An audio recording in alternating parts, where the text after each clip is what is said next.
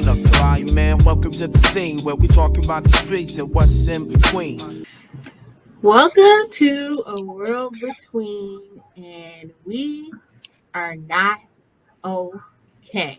It's been a minute, but a lot has been going on. I know everybody's been listening, watching what's been going on with P. Diddy, Puffy, Diddy, whatever you call him. And we decided it would be a good idea to do today's show as Gen Xers.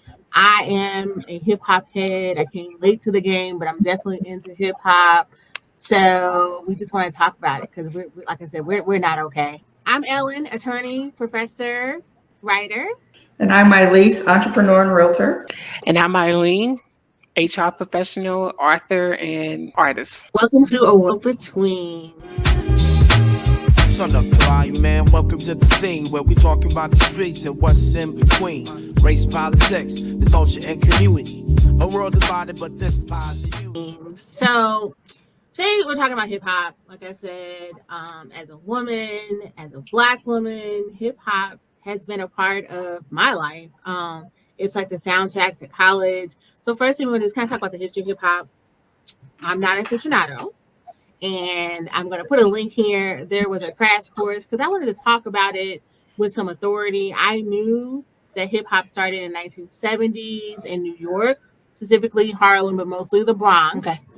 So I knew that hip hop started in the 1970s in New York. I hear about the Bronx, so Harlem and the Bronx. It was the 1970s. If we know about American history, 1965 was the Civil Rights Act.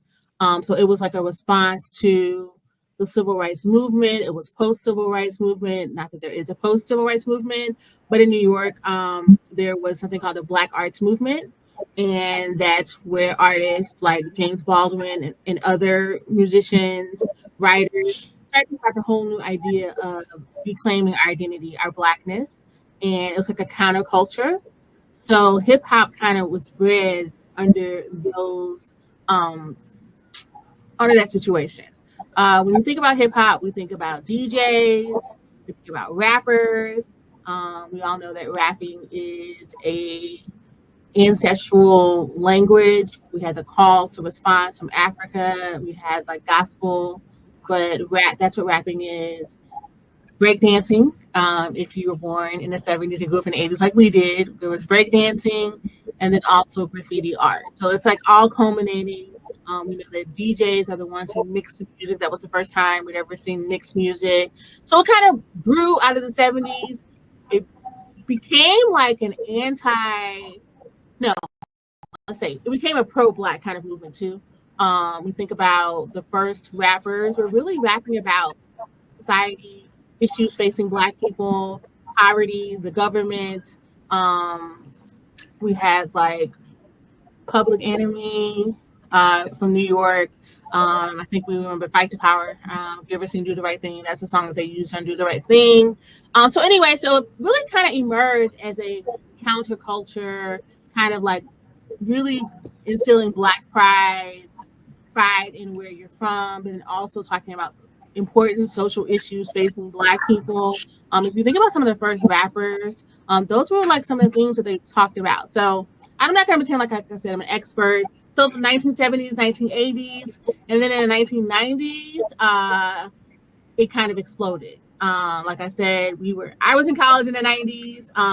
It was a new sound in hip hop. And I want to give a shout out to Crash Course. They have a video on the history of hip hop, and I did kind of use that as some research. So, like I said, I'm not an expert. So in the 1990s, they really made some good points. They said that it was like it became a huge billion-dollar industry. It took the performers, took them out of poverty, and made a lot of the Black millionaires. A lot of Black people were put into the upper class, right? So then they talked about, like in the 90s, we were like, I feel old because I'm not going to part of history because I was there, but they talk about the East Coast, Bad Boy, Sean Combs, Notorious B.I.G., Craig Mack. Then you have the West Coast rappers, NWA, Snoop Dogg, Dr. Dre, Death Row, Suge Knight, they're both in jail, which we're going to talk about. But anyway, Suge Knight, West Coast, East Coast, again, talking about the same things. And it's exploded. It has been $1 billion industry. A lot of people, I would say, I remember in the 90s, people really were anti, I don't, if you guys remember when people were like anti-rap, they talked about the lyrics, the misogyny, and that's something we're going to talk about. Like, I was really listening to Luke in school, and the lyrics were terrible. But anyway, that's just a history, and I said, and it's gone global. Hip hop is heard. There are all kinds of hip hop artists around the globe. So that's a little crash course with non-experts in hip hop. Good. That was excellent. Okay. So then we're going to talk about the history, and then I think we kind of wanted to talk about like, what does hip hop mean for you, for us? Like, so I'm going to go last. Eileen, Nikita, what does hip hop mean to you, and why are you not okay? Well, I mean, for me, hip hop, I didn't really listen to a lot of hip hop until I went away to college. I couldn't tell you an artist or a rap artist until I went to parties in college. So it just brings back good memories back in those days, because that's when I went to my first Kappa party and they playing music and I'm like, oh, okay. So, but then I did notice some of the lyrics were like kind of like, I don't know what words to use, but it was kind of offensive a little bit. And I'm like, oh, yeah. Oh, wait. I'll never forget. I was at a party and I heard the words and I was like, okay, but I'm just going to ignore it. So I've never been a big hip hop music person, but I will say my first CD I ever bought was Tupac, and he had that All Eyes on Me. And because my roommate used to play it all the time. So I go home. He's very deep. So yeah. So it means to me my youth, when I think about it, I think about great memories, bonding with my friends in college, going to parties, and those my 20s. So that's what it means to me. Yeah, so for me, I also am not, I don't listen to hip hop or rap music, but I do recall that my dad bought the Sugar Hill Gang album, and he loved that song, and played it over and over again. My mother bought Rappin' Duke album. I don't know And that either. it was that da da. Oh, okay. When you said that, now I know. Yeah. I'm like, I don't know. So Like, I remember that. okay. and my so my dad was older. My mother was a police officer. So culturally, that never really got into my home, because with my mother being on the street, it was really kind of, to her, like adding to some of the things that were happening on the street. But for me, I just was never really interested in it. I went to a predominantly white school. It wasn't predominant for us to listen to it. We were listening to Bon Jovi. And then when I got to college, if it wasn't for DJ Rich, I probably wouldn't have known any rap song. But because by then I had stopped watching BET also. So yeah, so my experience is very limited. But if it wasn't on the radio, or if it wasn't on like MTV or something like that, I probably didn't know it. But I did know some of the more wholesome rappers like Kwame. He was one of my favorite rappers, and some of the more conscious raps. MC Light was a favorite of mine. So it was more, what I was listening to was more lighthearted, fun, Will Smith kind of poppy kind of rap. I do remember when we were in school going to one of my friend's rooms, and he had NWA CD. And first of all, it was cool because he had CDs, because they weren't common at that point in time. Like, they were expensive. And they had a song on their first album that sampled Bootsy Collins, I want to say. And the song was "I'd Rather F With You." And I love that song. But that was the extent of my NWA and rap. I just never really got into the culture. Okay. I kind of can relate to Eileen and Nikita as well in that, yeah, I was not like beginning old school. Like I would hear on the radio rap songs and everything. And I mean, yo-yo in high school, you can't play with my yo-yo. I mean, I like that or whatever. You like certain songs that were popular. One of my, listen, I can't believe y'all can't talk about LL Cool J. Like that's when I was started getting into it a little bit. I Need Love. Oh yeah. Oh yeah. I mean, Yeah, okay. like, I'm gonna put that song. yes. I'm like, okay, I like this. So that was like my first introduction for real to a song that I really liked. I could listen to it all the time. LL Cool J. That's high school for me. Mm-hmm. So for me, hip hop is just a time of discovery and kind of innocence. I was lost. Nikita will tell you a little bit in high school. I was in pom-poms and we did not use rap music, or we did that It Takes Two to Make Things Go Right. We did a little dance to that, but that was probably the extent in high school. It wasn't until I went to college and I DJ Rich, and then shout out to Daphne. I have to. My soror, who ironically is white, who introduced me to hip hop. We talk about, and that's how we became friends, because I was kind of, lost. Not okay. Lost is the word we're gonna go with. I was listening to Barbara Streisand. She introduced me to rap, A Tribe Called Quest, and from there it was it. Like I listened to all the music that she listened to. And like I said, for me, it's college, and it's like I can name like a song, Notorious B.I.G., Library Annex. I have memories. I could think about, okay, even after college, talk about the Fugees. I think about being young in my 20s, going to the East Coast. My cousins were crazy over the Fugees, and I was like, okay, I like this.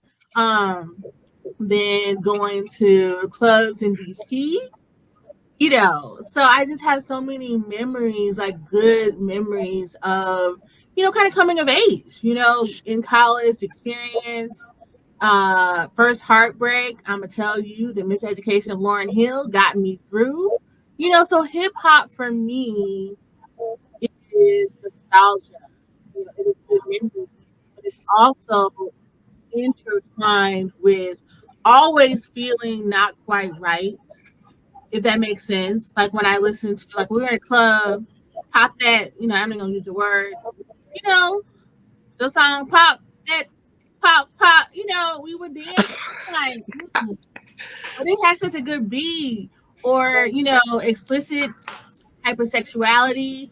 I remember, like for me, it's memories, right?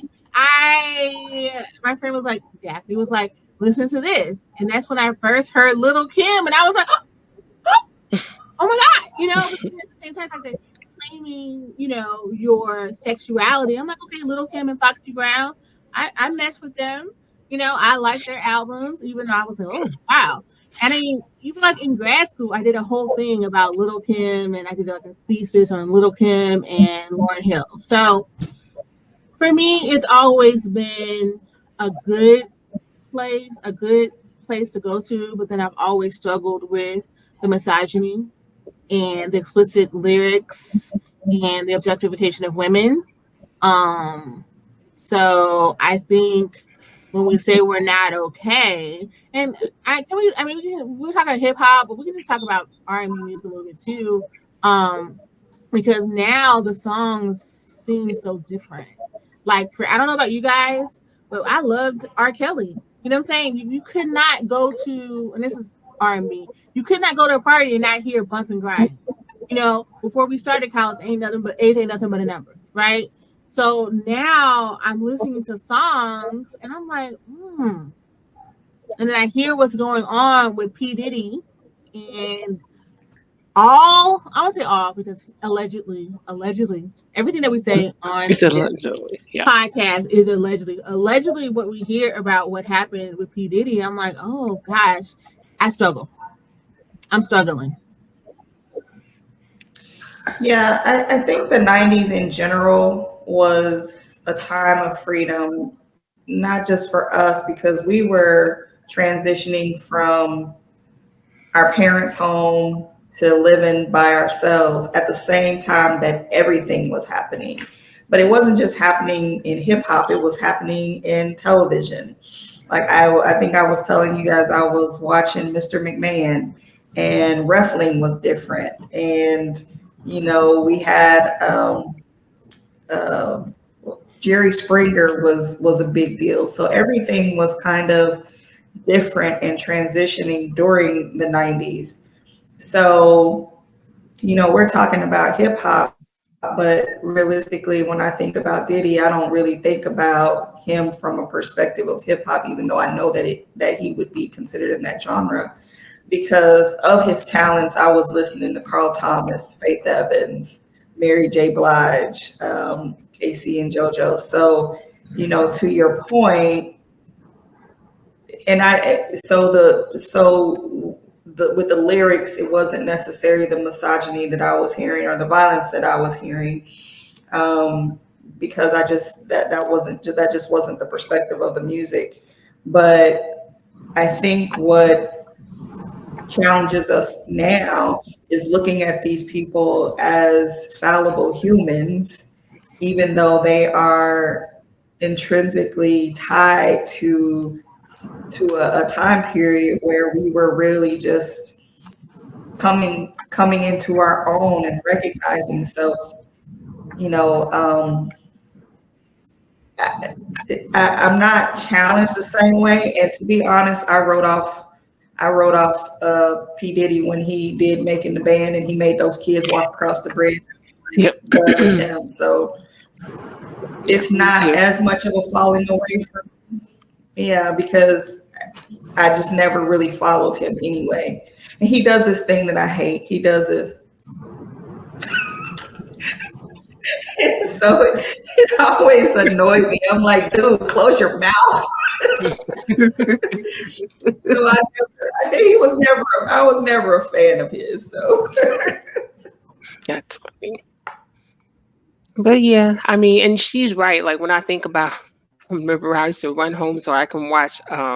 Was it Ricky Lake and Jenny Jones? Those were real popular back then, and that's just like to me that opened the door to us displaying or showing the world, any type of dysfunction. And I think that that's like it's just gotten. It's like every year it gets worse and worse and worse. And you're like, man, So can we blame hip hop for that? Probably not. It's just that as a whole, it's just went along with, like she said, everything else. But it's just hard to believe, every artist that we listen to, you have to ask that question: Are we going to ban them? I mean, where do we stop? I mean, I don't know. yeah, I mean, me personally, I don't intend on not listening because the reality is, first, they already got my money. I think I don't intend to stop listening to the music because, first, they already got my money, but second, because it was part of who I was and who I became, I just feel like it would be a little bit disingenuous to try to separate those pieces, because of the actions of someone else. Now, continuing to support someone is when you have the knowledge is something totally different versus having the knowledge versus not having the knowledge of what they were doing and dancing or participating in the art form at that point in time. So I think, if he were to come out with something new and I was like, okay, I'm going to support him now, I'm supporting him in knowledge versus supporting him when I didn't know for sure, what was going on. Yeah, I get that. I mean, yeah, because like I said, because I was a R. Kelly fan, but then I stopped supporting him when he was not convicted of anything. But the whole thing with Aaliyah, I just couldn't roll with that, even if nothing happened to him at that point. So I was watching that video, and they were talking about C. Dolores Tucker and how she was talking. This was back in the 90s, like late 90s, about how rap music is damaging the Black community. We were going to talk about the positive and the negative. So, do you guys think that rap? I feel like the question is, do you guys think that rap music has damaged the Black community? And I was going to say that I feel like it's like anything else. As an adult, I can put things into context and know what is, just blatant, bravado, or people just playing versus it being real. So as an adult, I can differentiate, but I wonder about younger people and how they're influenced by the music. I thought I was liberated and pretty liberal, which is what liberated is, but I was at an event and they were playing Sexy Red, and it was like, oh, and I listened to Sexy Red in my car. Yeah, I was kind of shocked that it was at an event for children. Well, not children, but young adults.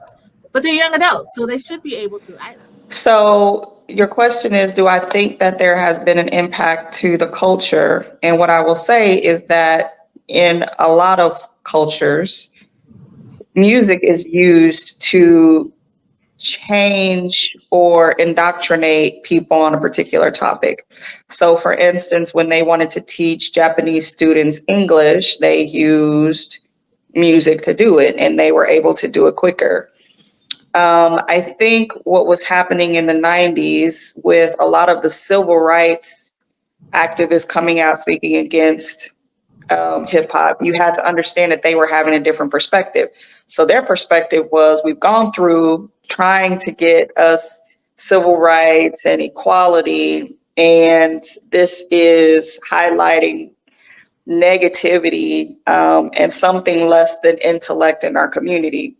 So that was really kind of what their pushback was. But fast forward, if we're talking about social experiment, now we were seeing, we were in the past, but now we're in the future, and we're seeing in the future the long-term effects and the evolution of what it looked like. But the evolution is not from, I feel, the purest form of hip hop or what it was intended to do versus what was happening in the 90s, and then transitioning from what was happening in the 90s across the board for everyone. And unfortunately, because we don't necessarily own our messaging and our entertainment, somebody else is determining what gets played and what doesn't get played. So and is a danger and the problem. That's the right. danger. Yeah. So can we, as consumers, change the narrative? Absolutely. Just don't buy it. But in the 90s, at least we had alternatives. We had KRS-One. We had, I don't know any of the other rappers, but we had alternatives. Right. We had conscious when he rappers. came to campus. Also, when he came to campus. But we had conscious rap. We had It was diverse. the gangster rap. We had the diversity, but now it's just all the same. And I think some of the things that were important to us back then, like, have disappeared. Like, it was important that you were a lyricist. It was important that you didn't bite. It was important that you had your own style. Now everybody's doing the same thing, and hip hop is not even hip hop. So, the damage to the culture is really the evolution of overall culture, not just hip hop. It's really sad because you could say that about every industry and every aspect of everything that we do. Right. We're talking about music today, but you can see that in education and housing, and like what was once ours is no longer, and whose fault is that? Right. I agree with that. You know, Yeah. and Yeah. that's a whole nother topic. Right, because What integration and capitalism, and yes, it catapulted some people into the billionaire status, but what have they done for the community with Yeah. that billionaire status? who benefited from it? What other than your family? So Right. Right. and And it's they so keep interesting. Oh, I'm sorry. Go ahead. no, go ahead. But I was just thinking how remember the documentary about Freaknik, and a part of it they talked about hip hop and how much hip hop played a part in the creation of the Freaknik. You The know. degradation of what it became, because what it was Hmm. is nothing like when people think of Freaknik now, it's all negative. It's all All hypersexualized, but that's not what it was meant to be. And the exactly. same thing with hip hop. Hip hop was like an anthem. It was a anti-government, pro-black, you know what I'm saying, Hmm. movement. And then Yeah, it moved into something else. What did you say? when Luke started saying whatever Luke was saying, because all I can remember is that he kept getting arrested for simulating sex on stage. That was the only thing that I knew. But once people like him started taking liberties, then it was just a free for all. Yeah, Hmm. because it was a beautiful thing. It was a homecoming. It was like a well, not homecoming. It was a picnic for college students who couldn't afford to go back home for that weekend Hmm. in Labor Day. It Hmm. was a unity amongst Black college students. That they had never felt before. So people started coming, and then like people took over. It became. We can talk about capitalism and what it has done, capitalism and racism, and how it all, like she says, we don't own, we think about, let's kind of go back to this then. We talk about like the problem with hip hop and the issues of not owning, but even, oh gosh, I'm not trying to go too deep, but what are we doing when we do own it? Like when we think about somebody's like, oh, well, Diddy didn't pay his artists. We all know that Diddy had the money. He put them in terrible contracts. They did not own the rights to their music. Where did he learn that from? Same thing happening. Motown. We think about Motown. Motown is a billion-dollar industry. They could still be making millions of dollars with their ownership, but they don't because Barry Gordy. So we want to talk about, okay, I don't want to go off track, but I think it is a reflection of what we do when we get money, So it isn't just hip hop. It Yeah. is what do we as Black people, when we do get catapulted into the multimillionaire, billionaire status, what are we willing to do? Are we more billionaires than we are Black? So it started as a movement for the community, and it could have been, but it hasn't. Yeah, It's just noise. I agree with that because even when we think about business, I always wonder like we'll build a business and it'll be a multi-million dollar business and then we'll sell it to a bigger company for the cash versus the asset. Hmm. So And you can't say that we don't know what happens because we've seen time and time again. Nobody watches BET Awards. Nobody watches BET because BET is not. Well, I mean, I guess They it, do. okay, all Certain right, people do watch it. What are you talking about? you're right. That's why they have an award every year, because there are certain people who are just mesmerized, and wherever they tell them to go, they gonna go. So yeah, that's the problem. So we're saying we're okay because it really isn't about hip hop. It isn't really about me Money and our and greed. memories, huh? Yeah, it's more about money, greed, power. It's not really about hip hop. That was the foundation, but that's not what it grew into or transformed to. Because sometimes I'm just shocked what I see, and I'm like, this is no. And then also we have to remember the internet has changed music too. Like you can blow up on YouTube and get a million, 2 million streams, but it may not be the same as the sales that you're making, when people actually going to buy music. So That's another aspect of it. So they had to do other things to get noticed. And Yeah, I think that's something that came out of the '90s as well. Just what can we do next to get noticed?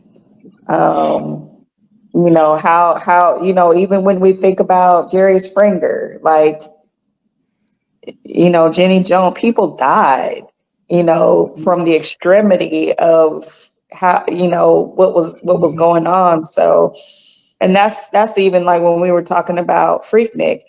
I mean, we're talking about going from something that was so innocent to women being in danger, like being in Mhm. situations where they're in danger. So, they couldn't even enjoy themselves without, Being somebody grabbed, grabbing hold of them. right? Yeah. So, Right.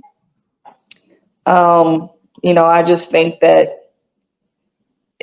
I think society operates like a pendulum, and unfortunately, we're way left.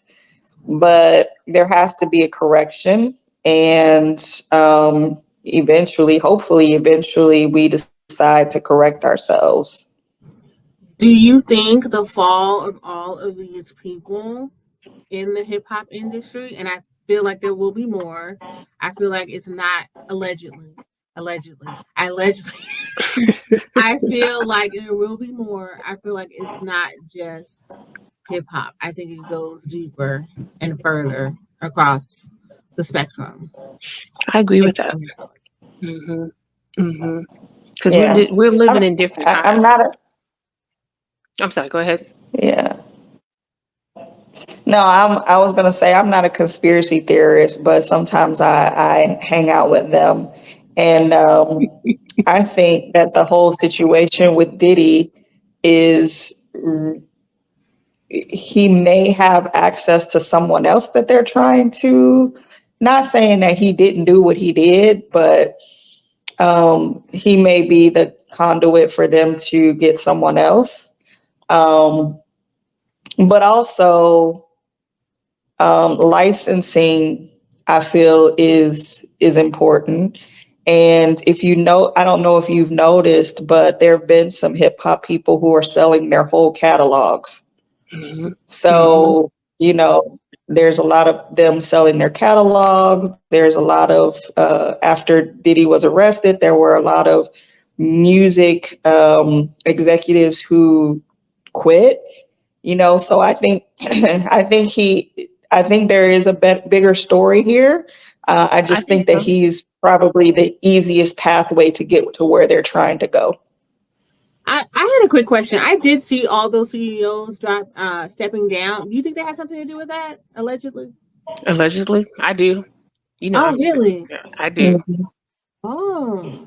Yeah, I didn't know.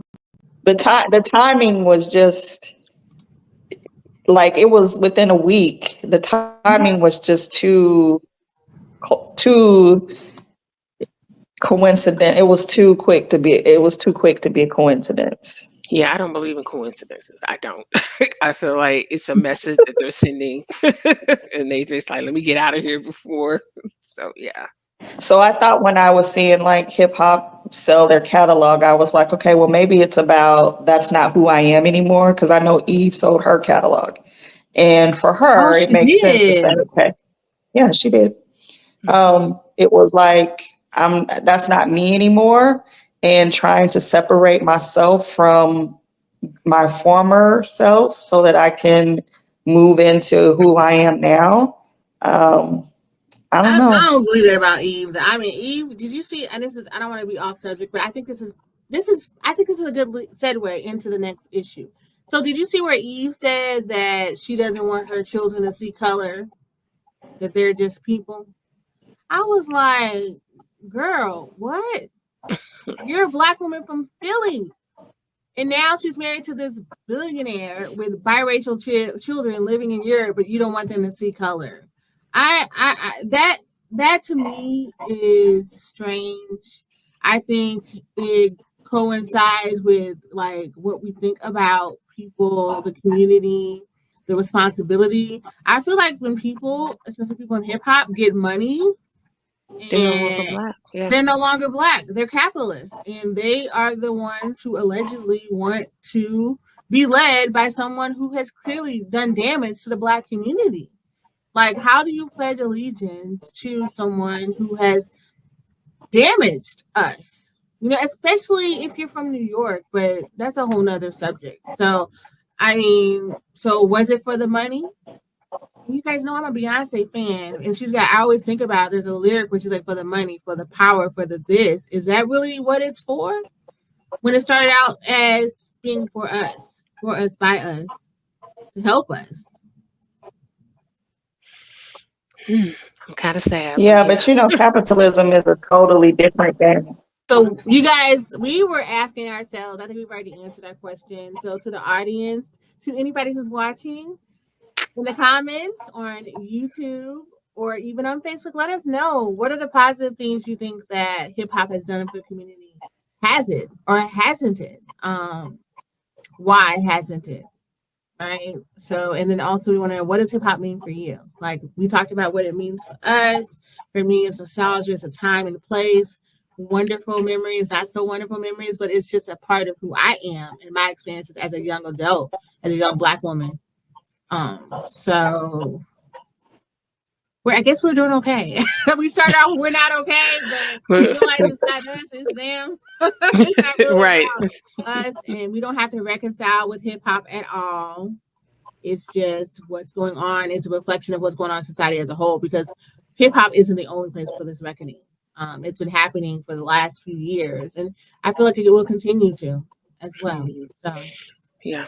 I agree. If you would like to continue this conversation, please join us on our Facebook group or leave a comment below. Follow us on our other platforms where you can hear our podcast.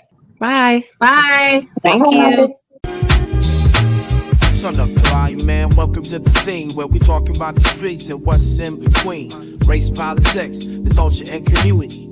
A world of